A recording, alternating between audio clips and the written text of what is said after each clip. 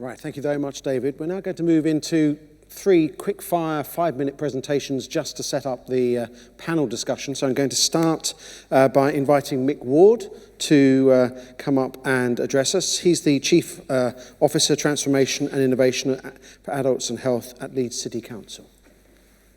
There you are.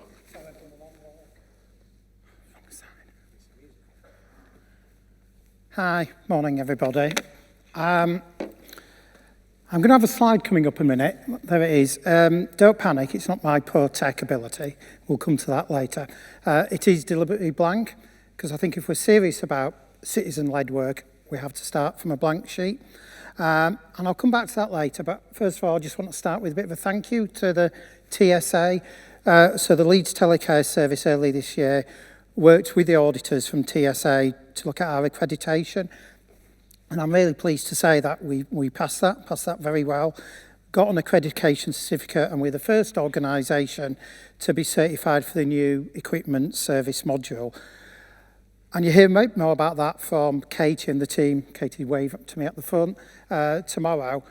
But what I want to really say is how important that process was, not just for the telecare service itself, but for our wider strategical thinking.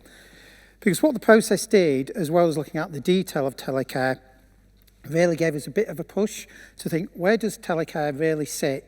Not just within the broader assistive technology agenda, but much bigger than that, within the wider health and wellbeing agenda and further. So we use that process of going through the audit to think, what does that actually mean for things like the health and wellbeing strategy? In Leeds, we have something called the Leeds Health and Care Plan, which is our version of the left shift towards prevention. Use it to inform our population health strategy. But also importantly, we've used it to think about the Leeds inclusive growth strategy. You know, and a key message for me, for everyone here, is to really think about the importance of digital health and wellbeing within your larger economic aims of a city. And that's been really critical for us. And I thank the TSA to that. But I think the other thing that really came out of the audit was the importance of that engagement with end users. And part of the accreditation is a particular standard, and I'll have to read this out because I'll forget it otherwise, is a requirement that the culture of learning from service user and carer experience will be embedded within service delivery at every level. And it's something that I'm pleased to say Leeds really scored well at. And for me, that's a plea not just to consult, but to think a bit broader than that. And I think you'd see that now in any service, but I really think it's particularly important in the world of digital, because there is a tendency, because there's shiny new stuff, within some work on digital wellbeing, to be led by the tech people. And my apologies to any tech people in the audience, but I'd suggest in the world of health and wellbeing, that can be problematic, because if you leave things just to the tech people, you end up with this. This is an electric wok.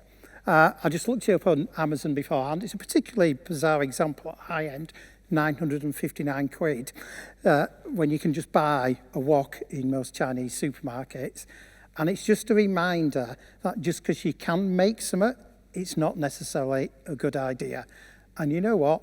It's digital when it's appropriate, not digital by default. And I've used that a few times recently, and what I'm really pleased is now that's become a bit of a phrase in Leeds. It's been written into a couple of strategies to make sure we go down that road.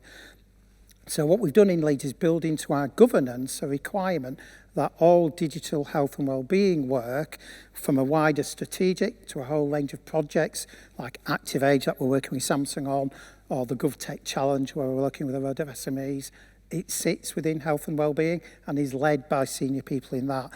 And tech then becomes the enabler, not a driver, and that's a really critical message. But the final thing that's been our learning recently is that it's a chance to move beyond consultation and indeed beyond engagement and start to really think, to go back to that blank slide that I started with, about what does that really mean? What is the outcome that we're trying to do? So what we're increasingly doing is working with citizens about what is the outcome we're trying to achieve? What is the health and wellbeing outcome? And not try and come with a solution. And to do that not just with citizens, but with a huge reach we've got with staff.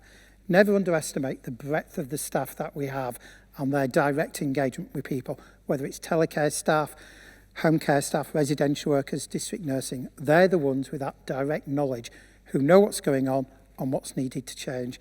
So if we properly listen to them, hear what outcomes that they want us to achieve, that's how you make digital health and wellbeing work for all citizens. Harness that power and you start to meet the challenges that Paul argued when he was speaking earlier on. Thank you very much.